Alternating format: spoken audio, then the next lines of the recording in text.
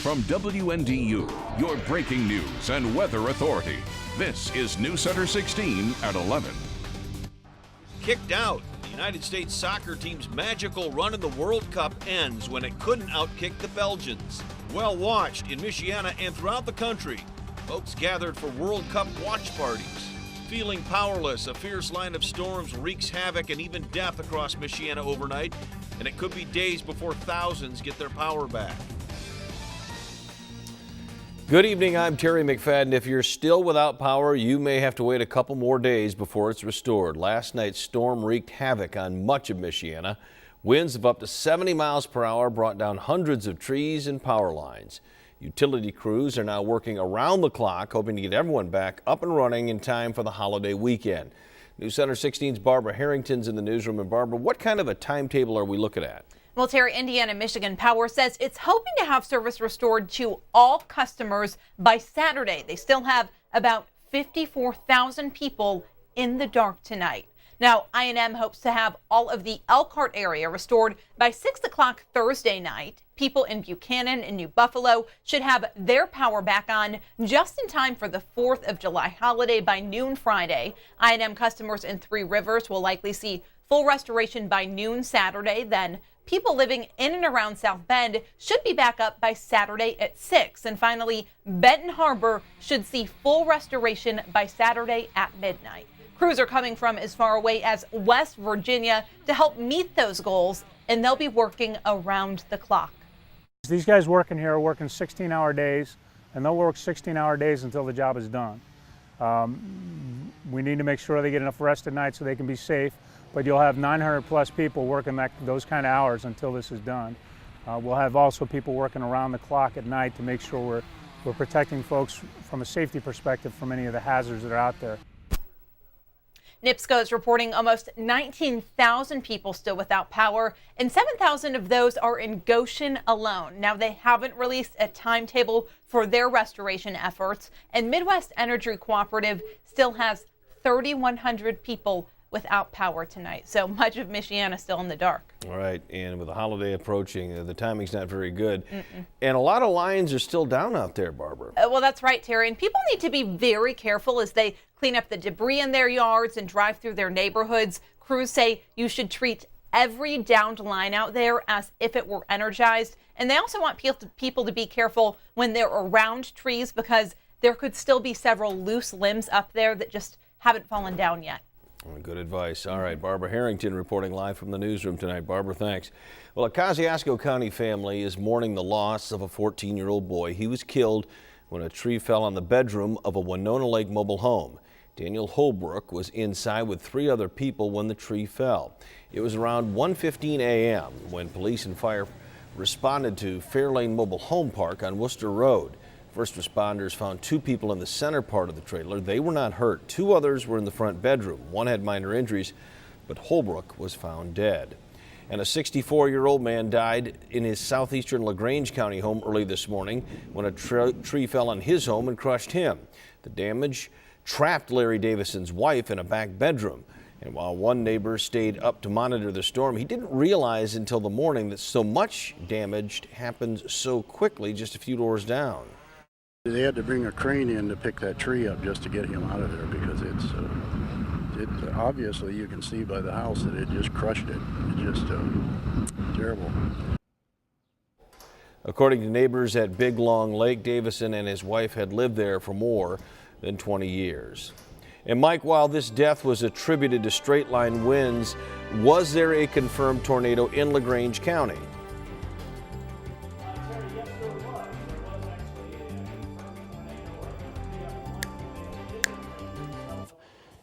It was not actually, I believe my microphone's on. Okay, I guess I had started too early there. There was one confirmed tornado in LaGrange County in the city of LaGrange, so it did not have anything to do with the death.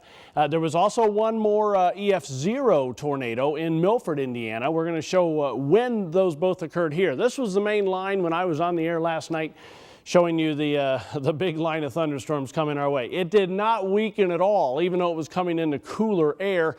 The blast of wind was right there ahead of the main line of thunderstorms. That's what happens in this situation when you have 60, 70 mile per hour winds all along a line coming eastward. You'll get this little activity right out ahead of it, and that's where the strongest winds were occurring. That was at midnight coming across much of LaPorte and Stark County. By 12:45, it was blasting across South Bend, Mishawaka, Granger, down into the US 31 corridor, Plymouth to Rochester.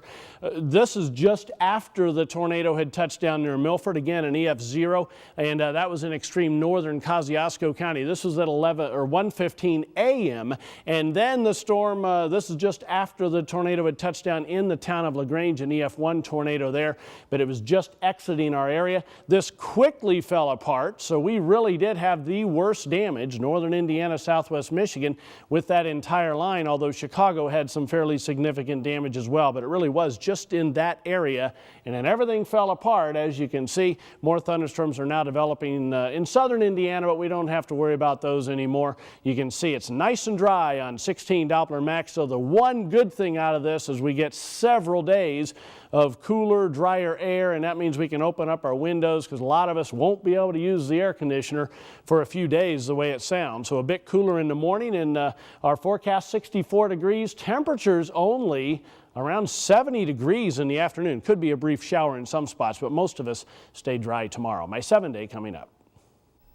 Mike, thank you. The city of South Bend hopes to have trees and other storm debris cleared from the streets by Thursday. Now, the storm took a serious toll on many South Bend neighborhoods. Downed trees caused some serious damage to homes, cars, and other property. The city is asking residents to move tree limbs to the curb in an effort to speed up the cleanup.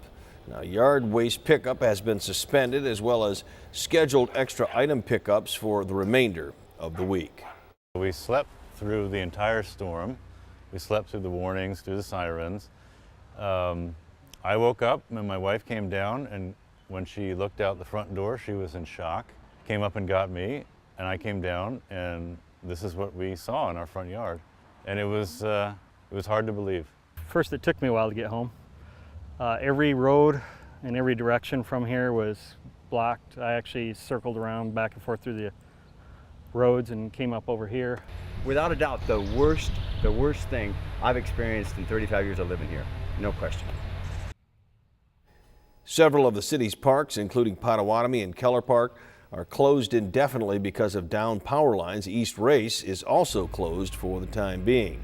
Over in Marshall County, the winds were so strong last night that a cornfield was flattened. The cornfield in Lake of the Woods suffered some serious damage.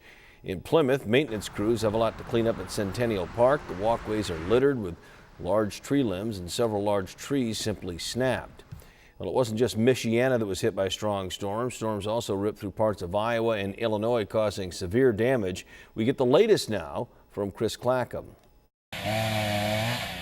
Cleanup began in earnest at daybreak Tuesday from storms that hammered the Midwest Monday. Before reaching Michigan with winds that brought down trees and parts of buildings, the derecho, as it's called, tore through Wisconsin. Thunderstorms with powerful straight-line winds caused widespread destruction, knocked out power to 30,000 residents of Waukesha. While the torrential rain in Iowa was enough to impress a southerner used to downpours from hurricanes. We'll get category 1 and 2 and 3 hurricanes, and they'll produce water going and coming, but nothing this fast and this quick. Rain also drenched Chicago, causing sinkholes and flooding interstates so bad that traffic was still at a standstill Tuesday morning. Flyers stuck in the jams were forced to go by foot to make flights out of O'Hare. Because we've been in traffic for about 2 hours and weren't going anywhere. The storms have caused deaths in Indiana and Iowa, where family and friends are still awaiting word on the fate of a missing teenager swept into a storm sewer drain during a downpour in Cedar Rapids. Yes, it's an eye-opener for all young kids not to play around the sewers. All the storms are consistent with what federal forecasters predicted for much of the country, a windy and rainy work week, but a dry 4th of July. Chris Clackham, NBC News. And as you saw, a storm also affected air travel. Airlines flying out of O'Hare canceled more than 250 flights because of the weather. Trial dates have been set for a teen charged in the death of a popular Michiana student. 18-year-old Shane Williams is facing felony murder and robbery charges. Williams is charged in the death of 18-year-old Nathan Hall. He and Hall agreed to meet up for a marijuana deal in April, but investigators say Williams and a friend planned to rob the Clay High School senior. Williams' trial is expected to begin in October. A federal appeals court says Indiana must recognize the marriage of a lesbian couple on the death certificate that is issued when a terminally ill partner dies. Lawyers asked the court for the continued recognition of the marriage between Amy Sandler and Nikki Kwasny. Kwasny is fighting advanced ovarian cancer. The women were legally married in Massachusetts last year and filed a lawsuit to force Indiana to recognize their marriage. Some South Bend students are being put to work this summer thanks to more funding. Legislation passed in April allotted $100,000 to two South Bend recreational centers, the Charles Black Center on Washington and the Martin Luther King Center on Linden. 15 students are working at the Martin Luther King Center and 10 at Charles Black. The students work 15 hours a week and are paid $8 an hour to do everything from working with younger kids to cleaning bathrooms. We're providing a safe activities for our young people, and along with that, the employed young people will be assisting with basketball and flag football, also providing meals in the evening before these young people go home. So it's a great opportunity for the young to help with the younger kids and also at the same time put a little income in their pocket and learn some life skills as well as some employment skills for the future as they go out and be productive citizens in the world. The program started on June 23rd and runs for 12 weeks. Well, it's not the ending U.S. soccer fans had hoped for as they watch their team fall to Belgium at the World Cup this afternoon. More than 100 people cheered on the U.S. at a free watch party in downtown Elkhart earlier tonight. The game was displayed on a giant monster message LED billboard at Elkhart Civic Plaza. It gave families a rare chance to watch the game while enjoying the outdoors. And while many were hoping to see the U.S. make it to the quarterfinals, they're proud the team got this far. Pretty upset, pretty disappointed in the performance today, but we gave it our all, so it's all that matters. I think they did great. I mean, Belgium's a really good team. Like, I didn't think they were that great, but looking at on paper, they got a lot of good players. They made the great plays, so can't win them all. And it was an even bigger scene at Chicago's Soldier Field today. Thousands packed into the stadium for the free watch party there. The event was organized by the U.S. Soccer Federation, and Jeff will have highlights of the action coming up tonight in sports. More to come on News Center 16.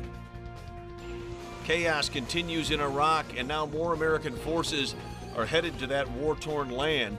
Hear what the U.S. troops will be doing. Plus, 3 teens were found shot to death under a pile of rocks, and Israel wants answers. I'm Jeff Jeffers. Coming up in sports, Cubs, Sox, and Tigers highlights. Stay with us. And as the drier air sweeps into Michiana, does that mean the storms are over for good, or at least for a few days? I'll have my 7-day forecast coming up.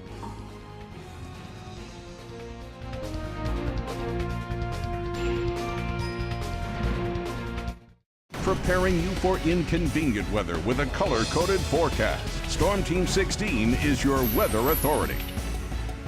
Well, storms developed along the front, as we told you at 6 o'clock along the Ohio River, and they're now moving southeast. These were nothing like the storms that came through our area last night, but they did cause a few spots of damage in parts of southern Indiana into Kentucky as well. These are just light showers. There is a small band of sprinkles and showers there west of Chicago. Could give a couple of spots of shower overnight tonight, but I kind of doubt it. Most of us are going to stay dry. We're definitely dry right now. 16 Doppler Max shows that to you, and we're going to stay there right through much of, if not all of the night. There's the way it looks outside right now from our live Skyview camera overlooking the north side of Mishawaka from the St. Joseph Regional Medical Center. It's 74 degrees at this hour, and the rest of the numbers will show the relative humidity at 66%. Now that is higher than at 6 o'clock, but that's because as the temperature goes down, The humidity levels go up unless the air is really getting much, much drier. So that's typical, and that's lower than it was last night for these numbers. So it's looking better. Southwesterly wind at 8 miles per hour. There are the temperatures, and again, we're having some trouble, perhaps power issues in some spots, but you can see most of us have fallen into the low to mid 70s right now across the entire area. So here's what the future looks like with 16 Future Track. First front continues to exit across the Ohio River. Second one coming into northern Wisconsin.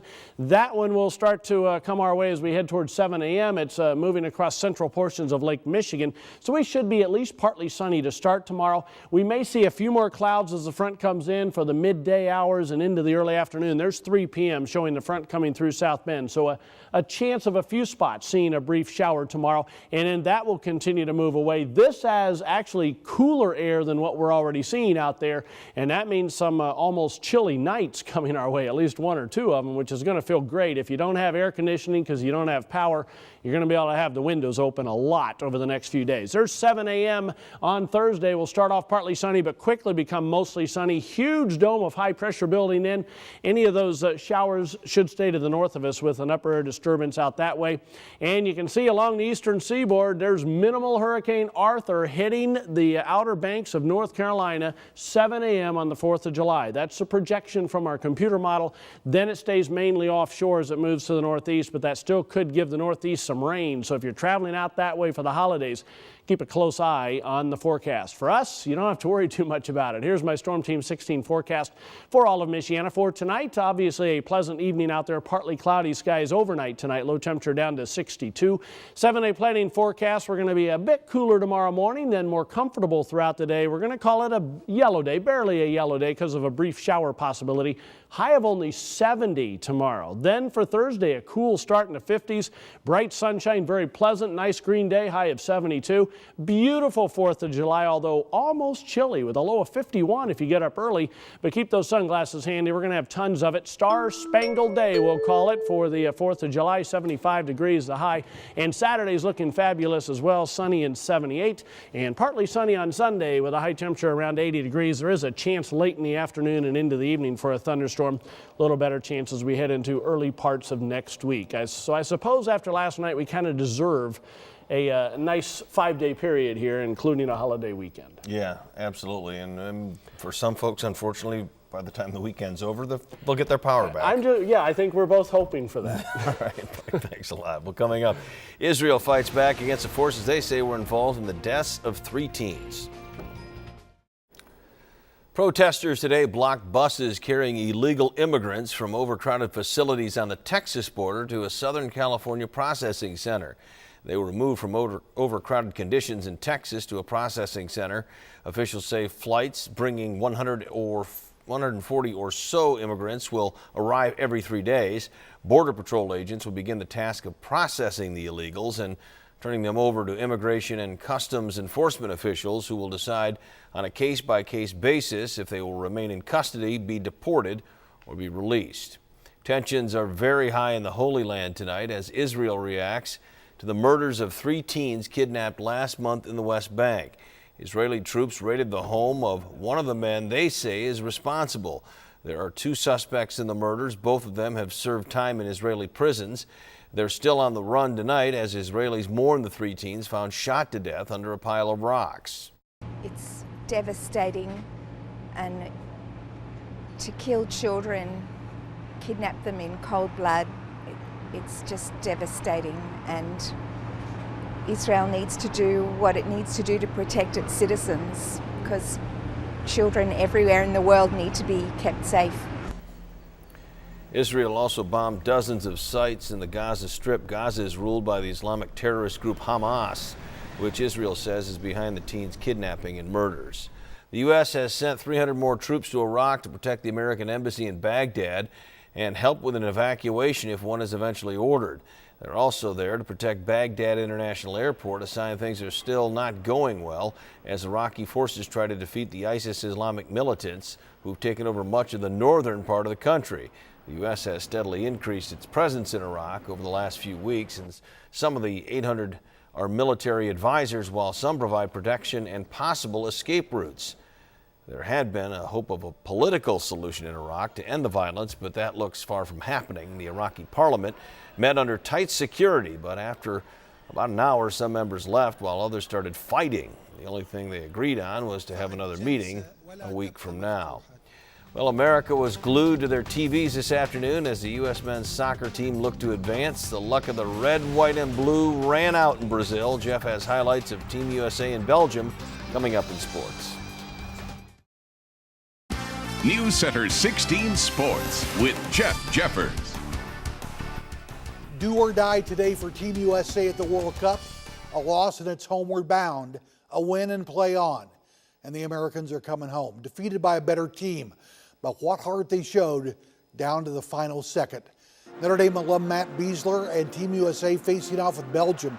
Round of 16, Belgium brings the pressure immediately. Opening minute, Tim Howard, great save. He had 16 saves in the day. That's a World Cup single game record.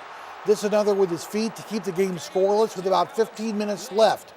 Under 10 to play, another scoring chance for Belgium, but this time it's Besler with some great defense. Less than a minute to play in stoppage time, still 0-0.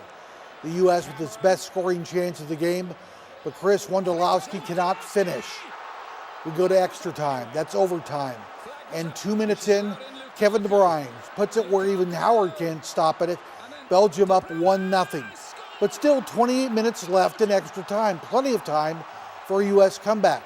But instead, Belgium goes up 2-0. And this is where most of America thought it was over and pretty much gave up. But the U.S. players didn't give up at all. Julian Green comes through with a gorgeous goal to give Team USA hope. The U.S. back within one with 15 to play. And here was the golden opportunity for the U.S. to tie it. Off the direct kick, it goes to the feet of star Clem Dempsey, but he's denied. A valiant effort by the Americans, but Belgium hangs on to win 2-1. The World Cup ride ends for Team USA.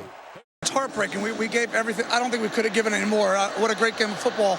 God, we left it all out there. We got beat by a really good team. You know, they took their chances well, and it's heartache. It hurts. Belgium will face Argentina in the quarterfinals on Saturday. Another verbal commitment for the Irish football program tonight. Ashton White, a cornerback athlete out of Washington, D.C., Bishop McNamara, picked Notre Dame over Ohio State, Virginia Tech, Penn State, BC, and Maryland. Ashton attended the Irish camp in June. Edwin Jackson pitched very well for the Cubs tonight in Boston. Chicago looking for their second straight win. Dustin Pedroia base hit to left, and the Carmines would lead 1-0. Good defense here. Starlin Castro makes the play, flips to Darwin Barty, out at second to end the inning. Cubs would tie it up, and then in the ninth inning, Luis Valbuena, high fly ball to Mookie Betts. That's right, Mookie fires home, but the run scores. Cubs win tonight in Boston by the score of 2-1. White Sox taking on the Angels with a double dip on the south side. Jose Abreu, number 26, streaking toward the stands in right field. What a player this guy is. But Mike Trout would advance to the plate and tie the game as he hits a 3-run homer. We're even at 3. Then Albert Pujols, next man up. This guy can slug still. High fastball, tattooed, center field, it's gone. And for extra measure, the Halos' Josh Hamilton ties into one. It's gone into right center field. Halos win game 1 by a count of 8-4. How about the second game? Here's Trout with a muscle hit into left field. This scores the run. Halos on top. Ken Calhoun for Anaheim, deep into right field. It's gone. Angels lead late in this game. It's now 7-5 in the 7th inning.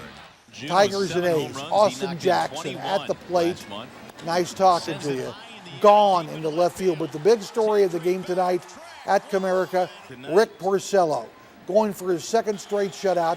Didn't walk a guy, didn't strike out a guy, but he gets the win. Tigers take Oakland tonight as the Tigers win over the A's 3-0. And that will do it this evening for sports. All right, There thank you, you sir. go. Fine job. All Okay. right, still ahead. Move over Oprah. There's another celebrity topping Forbes' most powerful list. See who made the cut after the break.